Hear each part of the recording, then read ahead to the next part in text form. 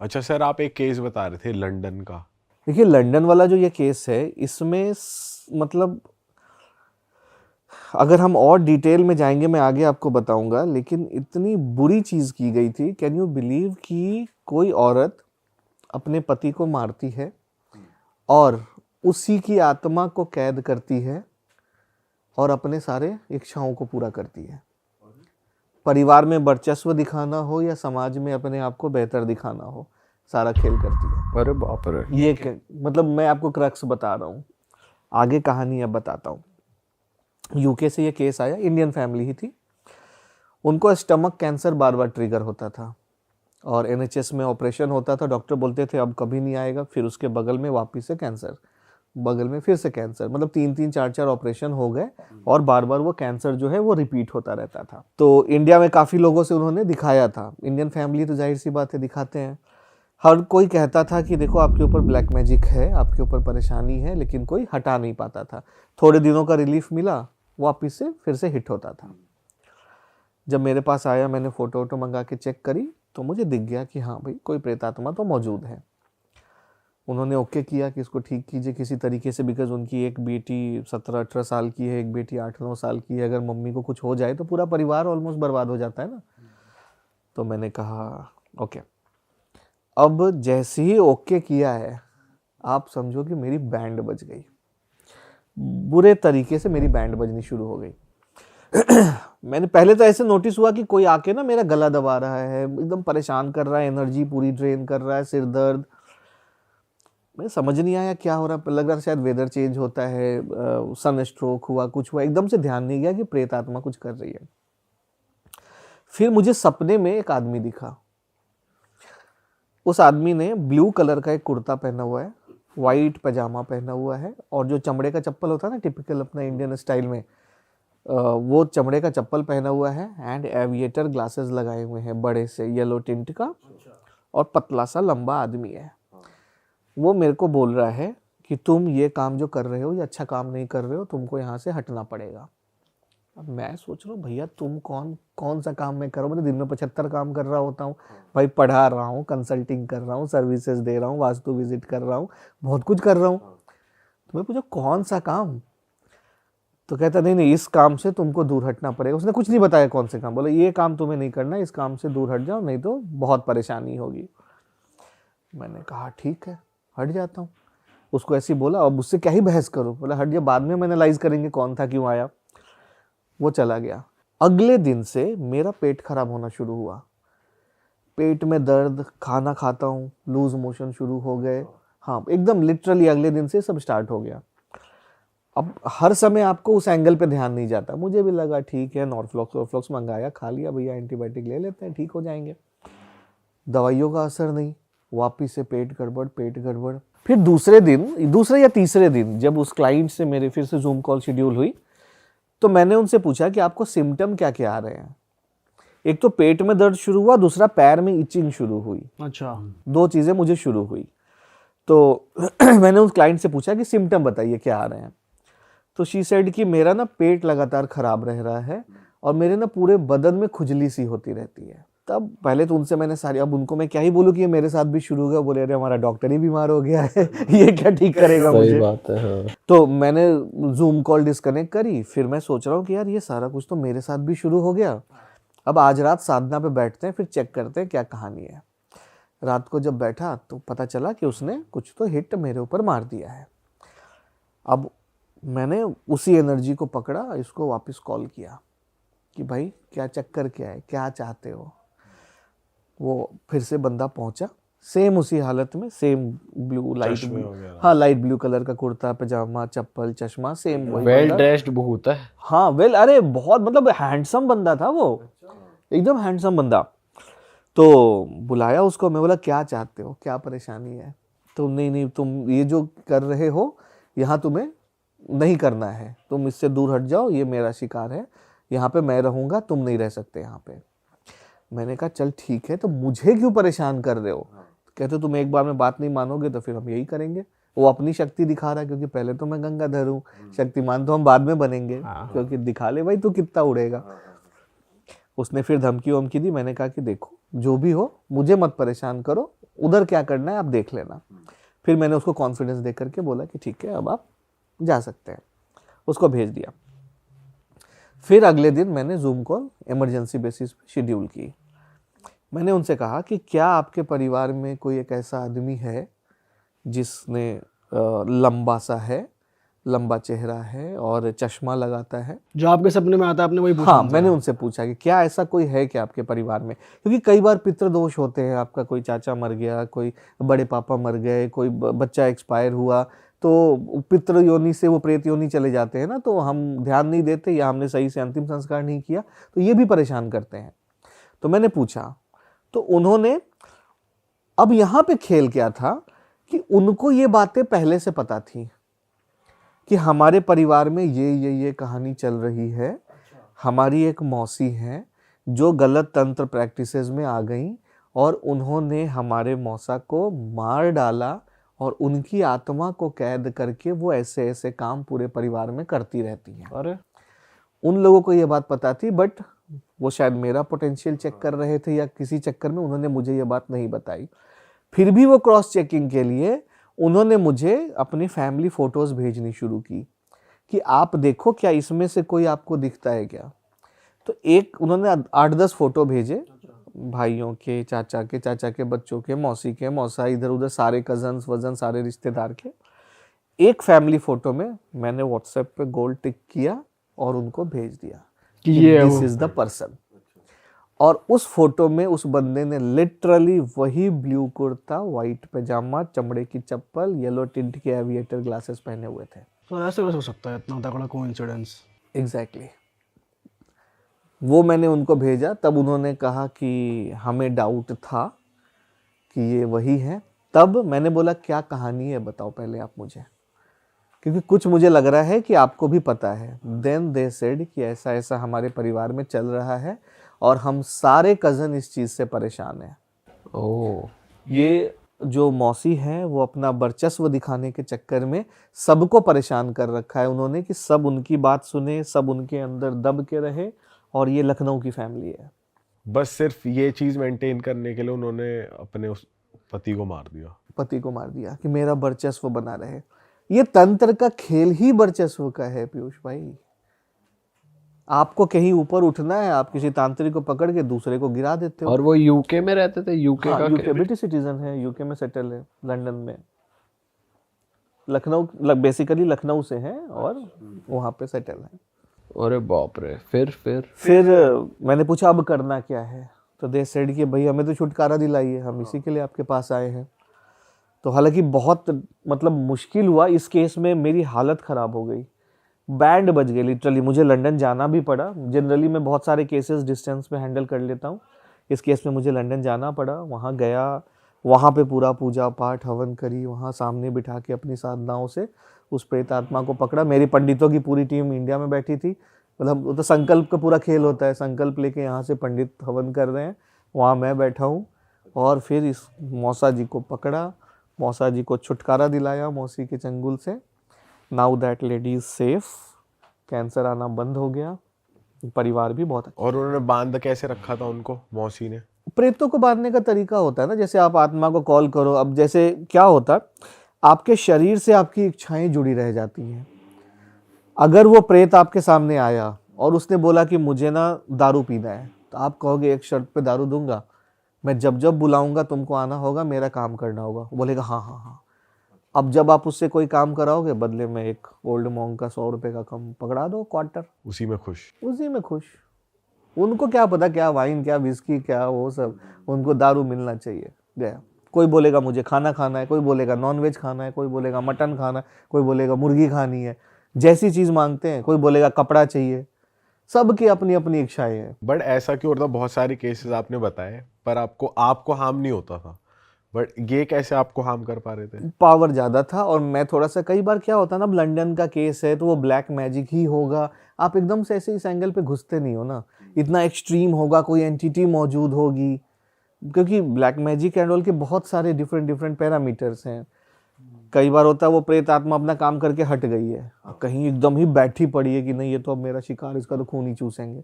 तो वहाँ पे जो हमारा इंटरेक्शन होता है ना, उसमें चूक हो जाती है हमसे भी थोड़ा। अब इतना भी यूनिफॉर्म में आए नहीं है ना अभी तक, मज़ा तो ऐसे ही घूमने में आता है। अब हम भी वो 2 चेले चपटिया लेके घूमने लगे, टिक्का व रुद्राक्ष, तो बहुत काली नहीं मचाई अभी। बट सर बाहर ऐसा है काफी कि नेगेटिव एनर्जीज और ये सारी चीजें काफी पूरा ज्यादा एक्टिव यूरोप है। हाउंटेड है, पूरा यूरोप। आप लंदन जाते ही रहते हो, आप देखना जाके, अगर सेंट्रल लंदन छोड़ दो, आप आउटस्कर्ट में पूरा घूमो, आप शाम के बाद ऐसे देखोगे ना, अजीब सा डरावना लगेगा। इन्होंने पूरे दुनिया में मारकाट मचाया है। काफ़ी एरियाज है वहाँ पे जो खुद ग्रेवयार्ड पे बने हुए हैं, पूरे कम्युनिटी सेंटर्स हैं, घर बने हुए हैं ग्रेवयार्ड के ऊपर। मेरी तो फैमिली यूके में रहती है, हम लोग कभी शाम को घूमने निकलते हैं तो मैं और मेरे भैया, हम लोग तो ऐसे देख, मैं भैया को बताता रहता हूँ, ये घर पॉजेस्ड है, ये ठीक है, ये पॉजेस्ड है, इधर ठीक है, इधर ठीक है। हम लोग तो ऐसे वो टिक टिक टिक टिक खेलते हैं। सर आपको बाहर से ही पता चल जाता है घर देख के? एनर्जी मालूम पड़ती है ना। यहाँ तो नहीं लग रहा कुछ नहीं नहीं, आपको? आपका बहुत बढ़िया। वरना इतनी देर हम बैठ ही नहीं पाते हैं। हाँ, ये नहीं बहुत तो पकड़ positive के ले जाना अपने साथ थैले में डाल के। ठीक है। नहीं, टचवुड, मैं तो तीसरी बार, एक बार दूसरे स्टूडियो में आया था, 2 बार यहाँ आया हूँ। ये बहुत पॉजिटिव एरिया है। चलो, नहीं तो मालूम पड़ जाता, इतनी देर मैं तो बैठ ही नहीं पाता। ऑल राइट सर, मज़ा आ गया आपके साथ एक और पॉडकास्ट करके, और उम्मीद है जनता को भी मज़ा आया होगा सर के जो एक्सपीरियंस है वो जान के। और अगर आपको लगता है कि सर आपकी किसी भी तरीके से हेल्प कर सकते हैं तो सर का इंस्टाग्राम यहाँ स्क्रीन पे फ्लैश हो रहा था, डिस्क्रिप्शन में भी लिंक है। और सर पढ़ाते भी हैं, तो सर के कोर्सेज या सर के साथ जुड़ने के लिए जो भी डिटेल्स आपको चाहिए वो आपको डिस्क्रिप्शन में मिल जाएगी। आप कुछ सर बताना चाहते हैं ऑडियंस को? बस मैं ऑडियंस से यही कहना चाहूँगा कि प्लीज़ सारे डायमेंशंस को समझिए। हमारे चारों ओर बहुत सारी एनर्जीज़ हैं, उन एनर्जीज़ को समझिए। एंड स्पेशली मैं पेरेंट्स से रिक्वेस्ट करूँगा हाथ जोड़ के कि अपने बच्चों की बातों को सीरियसली लीजिए। अगर आपको लगता है बच्चों के सामने सीरियसनेस नहीं दिखाना है, मत दिखाइए, लेकिन बाद में एनालाइज कीजिए, बच्चों के बिहेवियर को समझिए, उनके जो वो बातें बता रहे हैं वो क्यों बता रहे हैं उसको समझिए और अकॉर्डिंगली एक्ट कीजिए।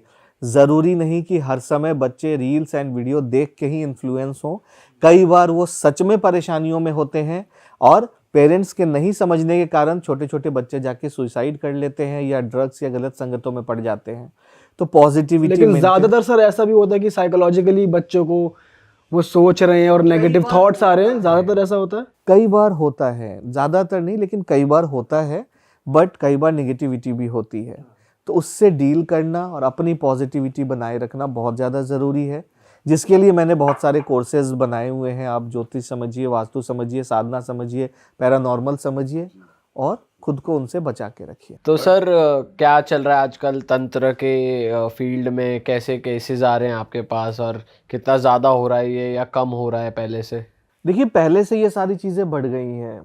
अब उसका रीज़न मैं आपको बताऊं क्या हुआ है। जैसे जैसे सोशल मीडिया या इंटरनेट ग्रो हुआ है, लोगों ने ना 5-5, 10-10 हज़ार रुपए का कोर्स कर लिया है। अब कोई एक गुरु आता है, वो आपको कोर्स करके बता के चला जाता है और बाद में आप अनडायरेक्शनल हो जाते हो, क्योंकि उसने उंगली पकड़ा के एक रास्ते तक चला दिया और फिर वो गुरु गायब। अब आपको क्या करना है, नहीं करना है, कितना आगे जाना है, कहाँ रुकना है, ये बताने वाला कोई नहीं है। और यहाँ असली परेशानी आती है। इसलिए मतलब इट्स क्वाइट अनफॉर्चुनेट, चलो तांत्रिकों का बिजनेस बढ़ गया है, लेकिन जो हमारी भावना होती है जन कल्याण की, कि भाई हम अगर इस फील्ड में आए हैं तो हम चाहते हैं कि हम जहाँ भी रहें लोग वहाँ अच्छे से रहें, किसी को परेशानी ना आए। बट ये ऑनलाइन कोर्सेज के चक्कर में, ये साधना वादना गलत गुरुओं के चक्करों में पड़ के लोगों ने जीवन को बनाने के बजाय उल्टा खराब कर लिया है। सर असल में इतना ज़्यादा हो गया ना, ये भी समझ नहीं आता कि सही गुरु कौन सा है, ये इसमें क्या गलतियां हैं, मेरे लिए अच्छा रहेगा नहीं रहेगा, तो ये परखना भी मुश्किल हो गया आज की डेट में। बिल्कुल हो गया है। और इंडियन माइंडसेट है, सस्ती चीज़ों के पीछे लोग ज़्यादा भागते हैं। और सर लोगों को खुद ये भी हो गया कि हम ही सीख लेते हैं, गुरु की कोई नीड नहीं है, तो ये खुद और सीखने के disaster चक्कर है। में भी और डिजास्टर करते हैं लोग। हाँ हाँ हाँ, पहले वो खुद से डील करते हैं, बाद में आप प्रेतों से, निगेटिविटी से पंगे करते हो। जब वो अपने फॉर्म में आते हैं तो आप उनसे डील नहीं कर सकते हो, आपको कहीं ना कहीं कोई एक्सपर्ट चाहिए। और फिर जब वो बैंड बजाता है, आप अपने केस को और बिगाड़ लेते हो, तब जाके आप ढूंढना शुरू करते हो कि अरे कोई तो बचाओ, कोई तो बचाओ। मतलब पहले समझो हमें सर्दी हुई थी, हमने इग्नोर कर दिया, हम आइसक्रीम भी खा रहे हैं, हम देसी टोटके अपना रहे हैं, और जब एकदम वो निमोनिया बन गया तो भाई डॉक्टर साहब बचाओ बचाओ बचाओ की कहानी होती है। अब फिर कहते हैं यार इनने तो पैसे ज़्यादा ले लिए तो तांत्रिक ठग होते हैं, इस तरीके से बदनाम भी करते बट सर कुछ ऐसे लोग, मतलब जो लोग सोचते हैं कि वह खुद ही साधना कर लेते हैं, खुद ही सीख लेते हैं, ऐसा पॉसिबल है वैसे? किसी किसी के साथ, किसी के चार्ट्स में होता है कि वो कर सकते हैं? देखिए कर सकते हैं, लेकिन क्या हो जाता है कि एक समय लगता है आपको एक्सपर्ट बनने में। जैसे जब हम नर्सरी में भी पढ़ रहे होते हैं तो हमें ABCD आता है, तो हम कह सकते हैं ना कि बच्चा एजुकेटेड है। एक बंदा PhD भी कर रहा है, जो करते करते उसको 30 साल की उम्र लग गई, मतलब तीसरे साल में आप प्री स्कूल में भी ABCD सीख रहे हो और 30 साल में PhD भी पढ़ रहे हो, दोनों ही एजुकेटेड एंड लिटरेट कहलाते हैं, लेकिन दोनों का एक्सपीरियंस, दोनों का नॉलेज लेवल अंतर होता है। वही कहानी है कि आप 15 दिन के साधना का कोर्स करके अगर किसी नेगेटिविटी से लड़ने चले जाओगे तो आप क्या ही कर पाओगे जो हम 15 साल के एक्सपीरियंस वाले करते हैं। सर आप बताइए, आपके पास कैसे कैसे केस आए जहाँ पे आपको ये पैरानॉर्मल एनर्जीज और नेगेटिव एनर्जी से डील करना पड़ा? कैसे कैसे लोग आपके पास समस्या लेकर आए, क्या हुआ? देखिए केसेस तो बहुत सारे आते हैं दीपक भाई, मतलब भर भर के हर महीने आ रहे होते हैं। मैंने तो अब कई केसेस लेने भी बंद कर दिए हैं, क्योंकि हमारी भी कैपेसिटी होती है कि इतना ही हम डील कर सकते हैं। बहुत ज़्यादा ले लिया तो फिर वो प्रेत हमें परेशान करने लगते हैं, हमारी तबीयत खराब, एक्सीडेंट्स, बहुत कुछ होने लगता है। लेकिन एक केस जैसे मैंने आपको बताया कि कोई छोटी मोटी चीज़ों मंत्रों को सीख लिया, हवन सीख लिया और उससे डील करने खुद लगता है और किस हद तक बिगाड़ लेता है खुद को, ये बिहार का एक केस है। काफ़ी पहले मैंने इसको हैंडल किया था। एक लड़का था ऑलमोस्ट 17-18 साल का। जब ये केस मेरे पास आया तो वो बंदा ऑलमोस्ट मतलब डेथ की कहानी उसकी हो गई थी कि अब ये नहीं बचेगा। डॉक्टर सबने हाथ खड़े कर दिए थे। आप अगर देखोगे मतलब उसका वजन हार्डली 40-45 किलो हो गया था, शरीर में सिर्फ हड्डी बची थी। जब पेरेंट्स आए मेरे पास तो उनका ऐसा कहना था कि भाई इसको हम कुछ भी खिलाते हैं, ये कुछ भी खाता है, या तो उल्टी करता है नहीं तो लूज मोशन शुरू हो जाते हैं। इसको हमने सलाइन पे एंड लिक्विड डाइट पे जिंदा रखा हुआ है। फिर मैंने पूछा कि डॉक्टर्स का क्या कहना है कि भाई ये फिजिकल बीमारी है तो डॉक्टर मेडिकल साइंस ही उसको ट्रीट करेगा। वो कह रहे, डॉक्टर कह रहे हैं कि सारे रिपोर्ट्स नॉर्मल हैं, हमें कुछ समझ नहीं आ रहा क्या कहानी है। मैंने कहा ठीक है, लड़के से बात कराओ। जब मैं लड़के के पास पहुंचा तो मैंने देखा कि उसका चेहरा एकदम पीला पड़ा हुआ है, एकदम हड्डी बन चुका है। सब मैंने थोड़ा सा प्रोजेक्शंस किए, पता चल गया कि कोई प्रेतात्मा है, बट फिर भी मैंने उसको नहीं बताया। मैंने उससे पूछना शुरू किया कि क्या हो रहा है बताओ। ही सेड कि सर मुझे ना बहुत अजीब सा वीकनेस लगता है, अजीब सी घबराहट होती रहती है, हर समय लगता है कि नींद सी आ रही है, बस सोया रहूं, और जब मैं सोता हूं तब मुझे बहुत अजीब अजीब सपने आते हैं। तो मैंने पूछा कोई पैटर्न है, फिक्स पैटर्न है, इसी समय आते हैं या इसी टाइप के सपने आते हैं? तो उसने कहा कि हाँ, जब भी मैं सोने जाता हूँ तो एक आदमी है ऑलमोस्ट 55-60 साल की उम्र का, उसने ऊपर कुछ नहीं पहना हुआ है, नीचे एक हरे रंग का गमछा जैसा पहना हुआ है, उसके बाल नहीं है, सामने से वो गंजा भी है। अच्छा। और वो उड़ता हुआ आता है, मेरे पास आता है, मैं सोया हुआ हूँ, मेरे ऊपर बैठ के मेरा गला दबाने लगता है। और जब मुझे ऐसा लगता है ना कि बहुत ज़्यादा एक्सट्रीम हो रहा है, अब मैं नहीं संभाल सकता हूँ, तब मुझे कुछ मंत्र पता है, जैसे मैं हनुमान चालीसा पढ़ना जानता हूँ तो मैं हनुमान चालीसा पढ़ने लगता हूँ, या नवान मंत्र, ओम ऐम ह्रीम क्लीम चामुंडाय विच्चे, ये सब जो है जब मैं पढ़ना शुरू करता हूँ धीरे धीरे जैसे जैसे मेरे मंत्र पावर में आते हैं, ये वापस भाग जाता है और घर के बाहर जाके बोलता है कि मैं तुम्हें लेने फिर से आऊँगा। और अगले दिन फिर सेम पैटर्न, जब मैं सोता हूँ सुबह के 3:30-4 बजे के आसपास ये फिर आता है। ऐसे हमारी लड़ाई पिछले 6 महीने से चल रही है। तो मैंने कहा तुमने फिर किसी को बताया क्यों नहीं? तो कहता है मैंने मम्मी पापा को बताया तो दे आर लाइक कि यार तुम लोग हॉरर मूवी पॉडकास्ट सुनते हो, इतना हॉरर मूवी देखते हो, तुम लोग का दिमाग खराब हो गया, ये सब कुछ नहीं होता। अब जब पेरेंट्स हेल्प करने के लिए तैयार नहीं है तो हम क्या करें? तो ये बंदा अपने लेवल पे उन चीज़ों से डील कर रहा था। दोस्तों इससे पहले हम पॉडकास्ट को आगे बढ़ाएं, मुझे आपसे कुछ बात करनी थी। जैसा कि आपको पता है हमें वीडियोस बनाते हुए 10 साल हो गए हैं और इन 10 सालों में हमने YouTube, इंस्टा और फेसबुक पे काफ़ी सारी ऑडियंस गेन करी है। बहुत सारे लोग हमसे पूछते हैं कि अब कंटेंट क्रिएशन बहुत चैलेंजिंग हो गई है, बहुत ट्रिकी हो गई है, बहुत सारे क्रिएटर्स आ गए हैं, तो अब अगर हम शुरू करें तो हम सोशल मीडिया पे कैसे ग्रो कर सकते हैं। तो हम पर्सनली तो सबको गाइड नहीं कर पा रहे थे, लेकिन हमारा बहुत मन था कि हम दिल से सबकी हेल्प करें सोशल मीडिया पे ग्रो करने में। हमने जो इन 10 साल की जर्नी में सीखा वो सब आपको बता पाएँ, तो उसी के लिए हमने एक छोटा सा कोर्स बनाया है जिसमें हमने अपनी इन 10 साल की जर्नी में जो चीज़ें सीखी और जिन चीज़ों को क्रैक करके फॉलोअर्स गेन करे, सोशल मीडिया पे बने रहे, सस्टेनेबल रहे, ग्रो करा, वो सारी टिप्स और ट्रिक्स हमने उस कोर्स में दिए हैं। आई एम श्योर आप अगर उस कोर्स को देखोगे तो आपकी भी बहुत ज़्यादा हेल्प हो जाएगी। तो आपकी फील्ड कोई भी हो, कंटेंट क्रिएशन आज के टाइम पे एक नीड बन चुकी है अपने बिजनेस को ग्रो करने में, या फिर आपका कोई भी काम हो अगर वो ऑनलाइन नहीं है तो वो सक्सेसफुल नहीं हो पाएगा आने वाले टाइम में। तो ये कोर्स आपकी मदद करेगा सोशल मीडिया पे आपके हैंडल को ग्रो करने में। तो हमारी वेबसाइट का जो लिंक है वो डिस्क्रिप्शन में भी मौजूद है, यहाँ पर भी लिखा आ रहा है, आप जाइए एक बार जाकर उस कोर्स को एक्सेस कीजिए और अपनी कंटेंट क्रिएशन की जर्नी को शुरू कीजिए। चलो अब बातों को आगे बढ़ाते हैं। करते करते फिर किसी ने बोला कोई पंडित जी से मिल लो, कोई मंदिर चले जाओ, माता रानी का फूल ले आया तो हनुमान जी का तिलक ले आया। कर कर के ये सरवाइव कर रहा था। ये यही करते करते इसने 6 महीने बिताए और घर वाले इसकी बातों पे यकीन नहीं कर रहे थे। तबीयत जब एकदम बिगड़ गई, अब ऐसा लग रहा है कि अब जान निकल जाएगी, तब मेरे घर वाले आपके पास पहुंचे हैं।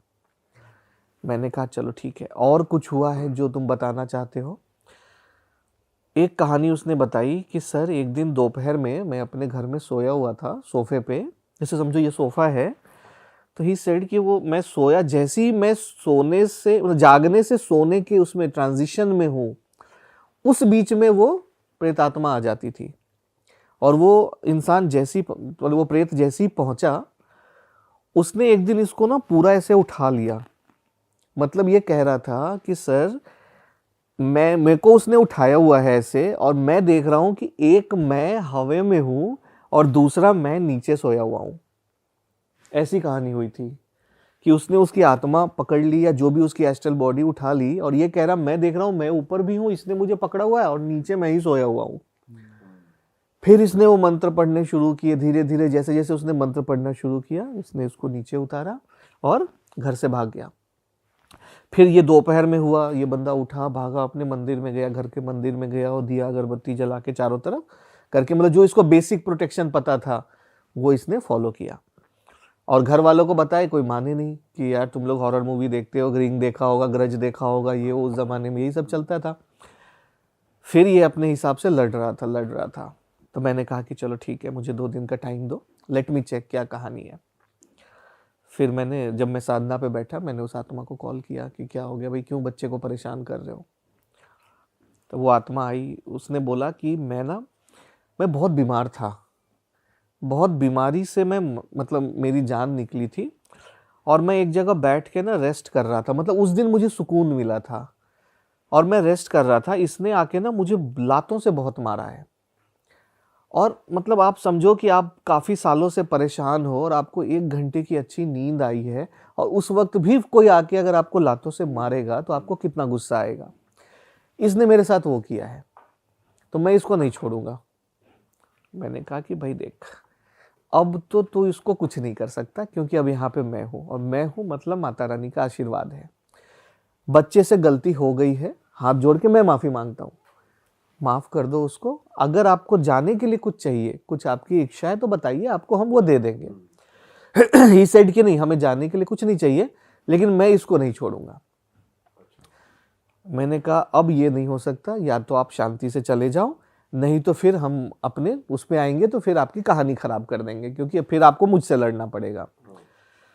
उसने मतलब थोड़ी सी बहस टाइप की हुई, मतलब एकदम गुस्से से देख रहा था, कुछ लेने को तैयार नहीं था।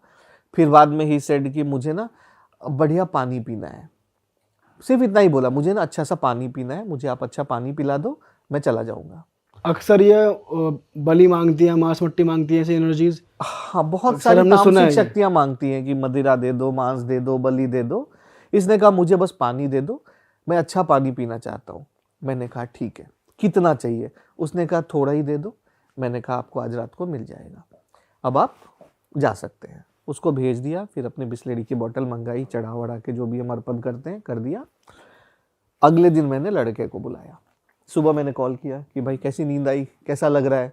कहता सर आज बहुत अच्छा लग रहा है, ना घबराहट है ना वीकनेस है, ऐसा लग रहा है रूम की रोशनी बढ़ गई है, मतलब मन कर रहा है कि लोगों से बात करूं, मैंने सुबह ब्रेकफास्ट भी किया तो मेरी पेट नहीं खराब हुआ है ना उल्टी हुई है। फिर मैंने उससे पूछा कि तुमने किया क्या है? वो आत्मा बता रही है कि तुमने उसको लात मारा है। तो क्या तुम किसी ऐसी जगह गए थे जहाँ पे कोई टोना टोटका फेंका हुआ था, या कोई शमशान घाट जाके तुमने कुछ गड़बड़ करा है? तो उसने थोड़ी देर तो पहले मम्मी पापा के सामने हेजिटेट हुआ, फिर बोला कि सर मेरे से ना एक गलती हुई थी। मैंने पूछा क्या?